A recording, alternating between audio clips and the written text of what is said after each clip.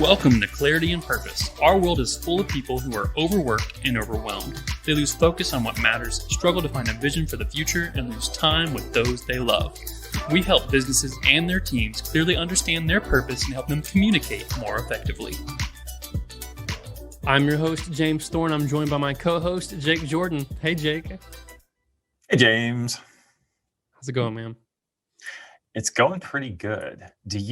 I'm curious, when we're working with clients trying to get stuff out there, do you ever get overwhelmed too with all like the choices and marketing and PR and all the different things you can do? Yeah. It's hard getting our voice and our business out there because we're in a pool of so many different types of things to choose from. And no one knows even sometimes if one's the right choice or not. And usually end up with a lot more of your referred people that you know, because you can't just trust anybody. Yeah. There's way too many options. Like you got Facebook and YouTube and Instagram and emails and press releases and so many. Yes, you're right. Yeah, that's just a few I can think of right now. It's like, but it's that way a lot of areas in our life, right? We get analysis paralysis where we're like, there's too many choices. And so our guest today, Brian Ford, actually has done the study. He's done the work, and he knows that a lot of us are charitable people, philanthropic people. Mm-hmm. But we've got too much going on. Like, where do I even start? Right? Do you feel that way? Oh, absolutely. Yeah, I consider myself a generous person, and I love giving to things. And I like to say that it's not that you can't; you're just choosing not to. But the flip side of that is, what do you give to? And it's sometimes that's hard. And I'm like, man, there's so many things asking of you and so many things around the world. But that's what's so great about this guest today and what he's created, bringing people together. So let's introduce our guest like we do every week. Welcome to today's guest, Brian Ford. Brian is in strategy at RecoverX. He is a former student athlete at UC Davis, and he's helping solve the problem of recovery from athletes, now on the other side in a business role. He's also the co-founder at For Purpose, a platform that's working to make charity and philanthropy more socially accepted and understood. So help me in joining our guest today, Brian Ford. Welcome in, my guest today, Brian Ford. Brian, how you doing, man? Doing wonderful, Jake. How you doing? I'm awesome. I get to talk to you. So it's always fun. We've done some interview type stuff in the past together, and you're one of my favorite guys to follow around the internet. So, man, let's just dive in. Let's do it. Yeah, let's start. Tell everybody what your day job is. What's your title? What do you do?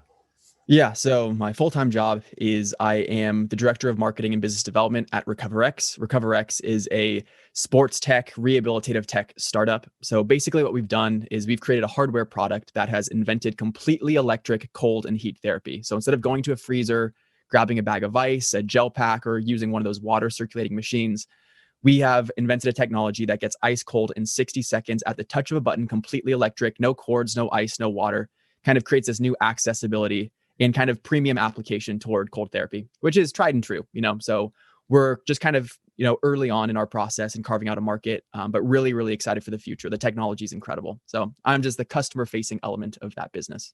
Awesome. That sounds exciting. That's very cool. Certainly. So, and then the second half, there's, as entrepreneurs, it always seems like you get your hands in lots of things, but the other half of Brian does what? Yeah.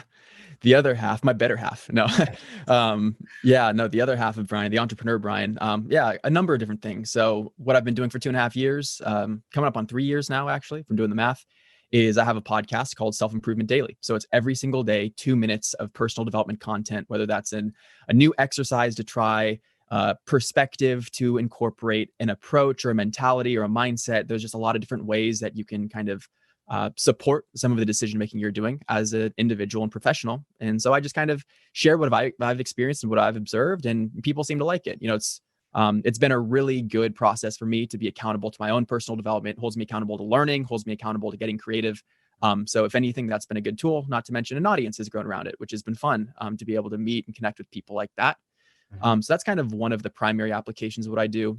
Secondarily, and this is kind of on the newer front, is I'm the co-founder of For Purpose, which is a social impact platform. And the entire goal is to kind of change the conversation around charity and charitable giving. Right now, there's a lot of reasons why people don't feel like they can make a difference. They don't feel like making a difference, or they have objections about why they don't make a difference. And we're trying to overcome those objections by making resources more accessible, by making the conversation more constructive, and by really kind of presenting this conversation around social impact and social benefit in a more approachable way. So it's a big task, a big project, but we're hoping to make it an international movement, and we're on our way. Our beta is launched and we're learning every single day. So it's really exciting to be a part of that. And it just feels really aligned with what I want to stand for in my career. That's a great segue to the question I was going to ask. What caused you to go from the day job to the other things you were doing to go, I want to start a platform about social awareness around giving and charity? Yeah. I'd say, to answer it in one word, it would be gratitude. I've grown up very fortunate, very privileged, and didn't necessarily recognize that when I had it, and still have it. But certainly when I was a kid, I didn't recognize it when I had it. And it wasn't until I went to college that I kind of realized the full scope of everything that I've access to and the privilege that I really inherited by the lottery of luck. And kind of in awareness of that, there's kind of two ways to respond. Either I turn my back to it and act like it doesn't exist and just continue on my way, or I take ownership of that, be responsible for it, and try and be the leader that then provides that similar opportunity for others, and kind of grow my own relationship with it in that way. And I took the latter approach, if you couldn't tell. And that's something that I'm really proud of, because I feel like there's an ability to infuse purpose and impact and kind of social good in everything that you do, just in the way that you bring your compassion, you bring your relationship, you bring your authenticity. Like there's just a bunch of different things that are uniquely you, that no one can take away from you, that can make the world a better place. And I think it was in recognition of the privilege that I had that I realized, because of all of that privilege, I actually have this elevated platform that I can blossom from, and my potential is higher because I have all of that. So out of respect for all of those other people that didn't necessarily inherit what I did and who would kill to have what I have, I wanted to make the absolute most of it, and doing so in a way that was a service of those people that don't have what I have. So that's the core motivation. And that's what it is for now. Of course, there's going to be a larger passion and mission built into that, but that's kind of the selfish reason, I think, for it, is just really to feel responsible for everything that I've received and grateful for everything that I've received in my past. We love to do work with organizations that are supporting a cause or a people group as a part of their business model. We want you to nominate a company that is doing amazing work for a cause or a people group. Now, here's what they will win. We'll be giving away our full clarity of message and sales funnel that is a part of our Quirk growth plan. This is the exact framework we're taking clients through in 90 to 120 days to grow their business. This includes sessions that create a clear marketing message, creation of a lead generator, build a sales email funnel, including 3 months of active campaign, a full year subscription to Business Made Simple University. That's over $10,000 worth of value and prizes. Plus, we're giving away 4 other prizes for the runners up. So go to quirkgrowth.com/giveaway to nominate someone or sign yourself up if this is you. Tell us about the people you help and why you would love to grow more. We are excited to hear about all the organizations that get nominated and the ones we get to help during this giving season.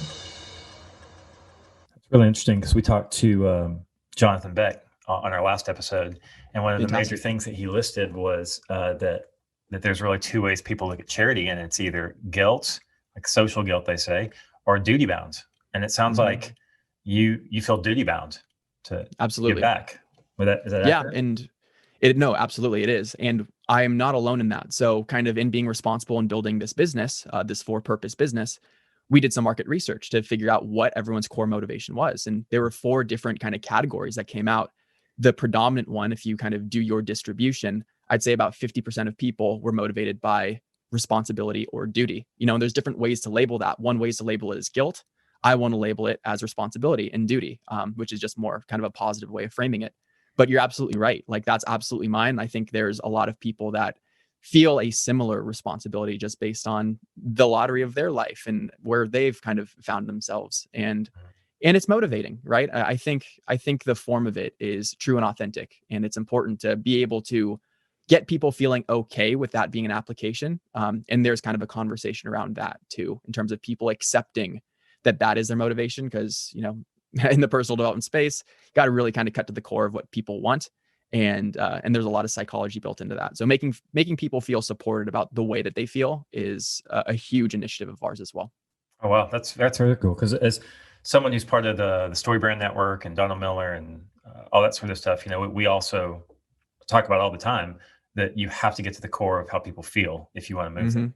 It can't just be an appealing thing to move them down the road today. It's got to be something really that they feel and understand and connect with. And it seems like charity would be a really tough one to tap into, because it's funny, right? Because it's such a core value that's built into people in general. They're just not charitable to everyone all the time. They're just charitable to the people that they want to be charitable to. So how have you seen that challenge? How has that come about in bringing like a whole platform around it? What does that look like for you?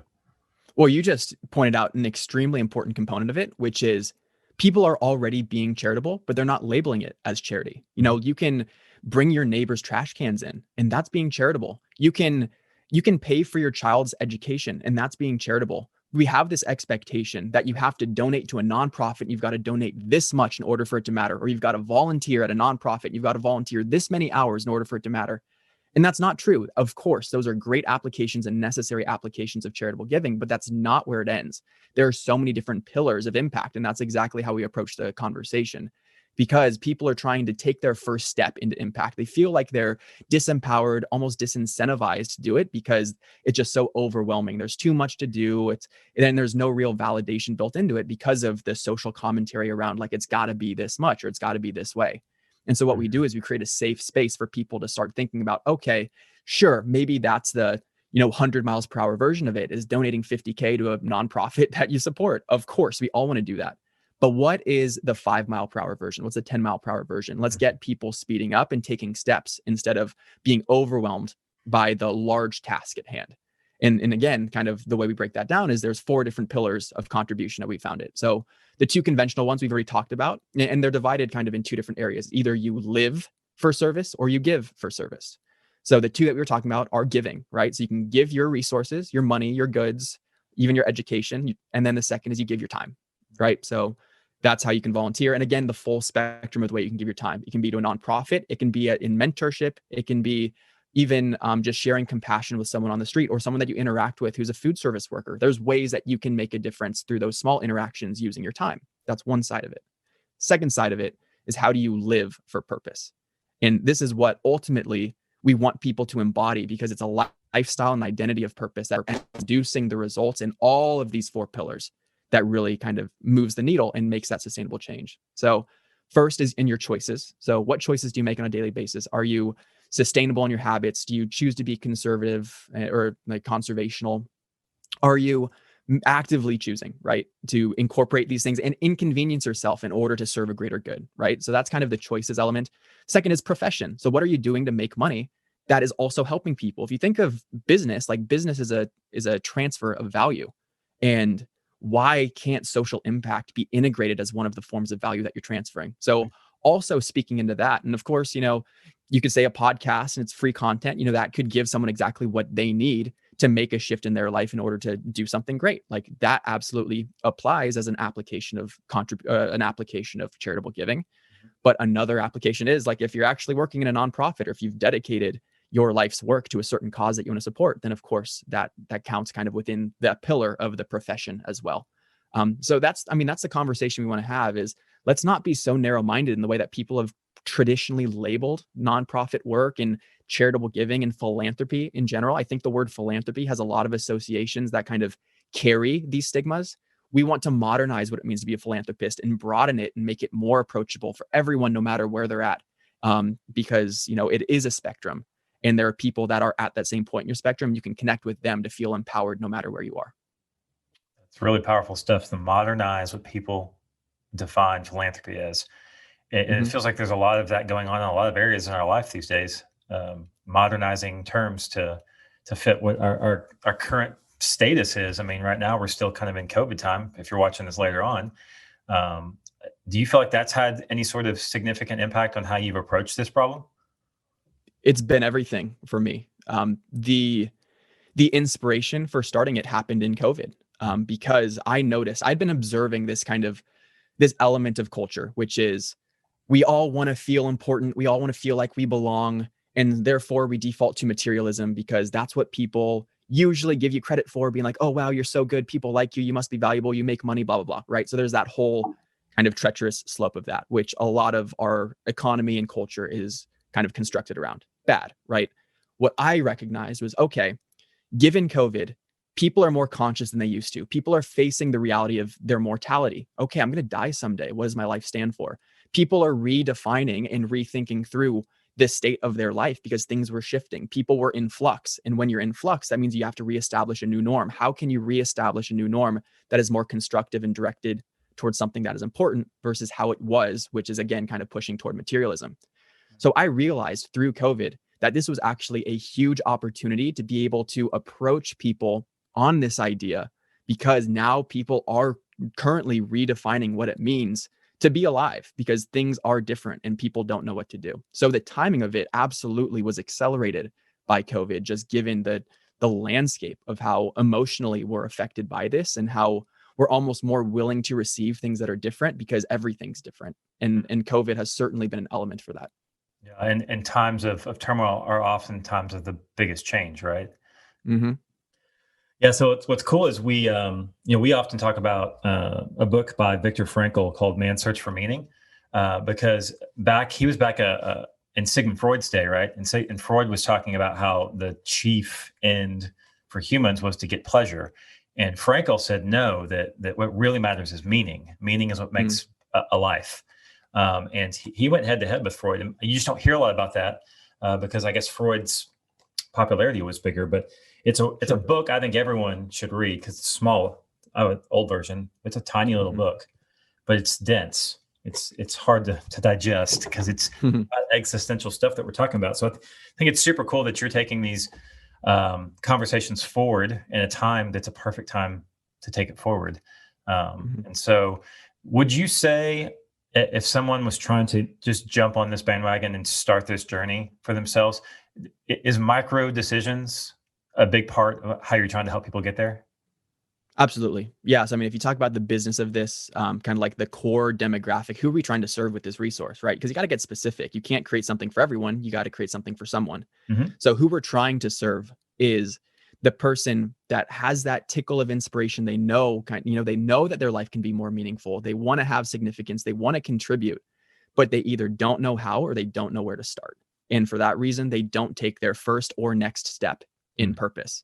Yeah. So that's how we're crafting our resource is what is your next step in your purpose journey? If it is your first step, then we have weekly challenges available. Hey, do you want to try something? And then almost we label something that you're already doing in your life, but now it's in the name of purpose. And then it creates this awareness of, oh, wow, maybe I can do this. Maybe I have been doing this. Okay, it's not so difficult for me to comprehend that this could be a true element in my life, right? So that's kind of one section of it.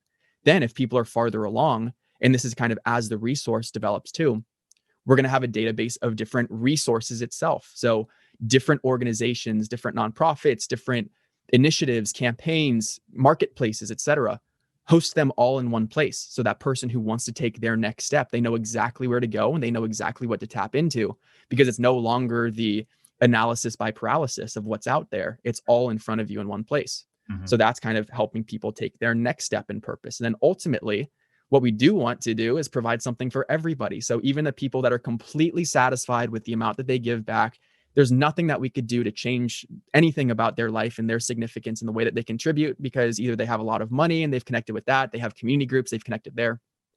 What we want to do is we want to offer opportunities that can't be accessed through conventional channels. Yeah. So then we give people that new outlet in order to impact at a higher level than they ever have. So that's connecting people directly with nonprofit leaders, creating these mini mastermind and workshop groups to actually approach real problems and think through and write and kind of like start applying your skill set toward things that are important. So at that point, when someone grows to that level with like, there's nothing else, like you guys have been so helpful, there's nothing else that you can do. It's like, wait, there's more, right? Because we want to eventually serve everyone throughout that entire spectrum of, yes, impact exists in all of these different forms and different ways, no matter who you are, no matter where you're at. But we've got to start somewhere. And we're starting at that first step. Yep. And that's kind of where we're clever about the way that we actually communicate on our website. So kind of one of the core functionalities of our website is a news feed, which is we have different people in a closed end platform. So we edit the quality, we make sure everything's legit. And we have people share all of the different things that they've done in the name of service, which is big and small. And then what you can do is you can go and search by keyword or by category, those four pillars I listed, and you can find something that fits within your life and gives you a new idea for you to take your next step. So it's either the weekly challenge or it's crowdsourcing impact based on the ideas of real things that people are doing, right? These are real examples of real people doing real things. That all exists in one place. And people are more willing to share in that way because we've created a layer of separation from person doing the act and someone reporting the act, right? There's kind of this criticism of, why are you sharing what you do to help others on social media? Like, do you feel high and mighty, right? And that's just kind of something we've got to work around and something we want to fix. But in order for us to tackle that starting today, we're creating a third-party platform. People tell us, we tell on their behalf. And then it creates that layer of separation instead of me being like, or you being like, hey, my name's Jake Jordan and I'm amazing because I've donated this much money to a charity. With the For Purpose, you can be like, hey, check out Jake Jordan. Jake Jordan. He's an amazing person who's donated this much money to this charity. And it's a totally different conversation in the way that's received. So that's the first step in kind of breaking the armor that culture has kind of put around the conversation around philanthropy. Wow. But again, like, this is a process and it's a strength in numbers kind of approach. Yep. So we're prepared to be patient. But it's we're confident in the way that we're approaching the problem. The support so far has been phenomenal. So we're looking forward to continuing on with that. It's fantastic. So let's say you've got somebody, as we're wrapping up here, we've got somebody who wants to take that step. They know they want to do something. Where can they find you and what would you recommend as step one for them? Step one is go to www.forpurpose.com. You can learn all about what the initiative is there. There is a tab that says join. It will tell you exactly 1, 2, 3 what you can expect when you join. And in doing so, you give your email, you fill out your advocacy page so you contribute all the different things you've already done in your life. That goes live and is shared with our community. So anyone can be inspired by what you've already done. And it's kind of this reflective recognition of the kind of the impact you've already created, which is very motivating. Then beyond that, we'll send you a weekly challenge once a week so that you have an idea every single week of how you can make a difference in less than 60 seconds, basically. And it's the culmination of all of that will get people and get you, if you're listening and interested, to take your first step and your next step and your next step until you're looking backward, being like, wow, look at all of the things I've done. Okay, I can dream bigger. And then that's when you connect to some of the kind of more integrated resources. And, we hold your hand through the process the entire way to make it as easy as possible. That sounds fantastic. I myself have still not signed up. So I'll be doing that as soon as we get done here because I love the idea. It's so awesome. Thanks, man. Brian, thanks for sharing just a little bit today about what you're working on and how you're trying to make this a better place to live. Yeah. Thank you, Jake. Let me know how I can be of service. Awesome, man. Well, the last piece of service you can do is dance with me. So let's end this thing the way we do every week, right? I got some of that in me. All right. Sweet. Let's roll.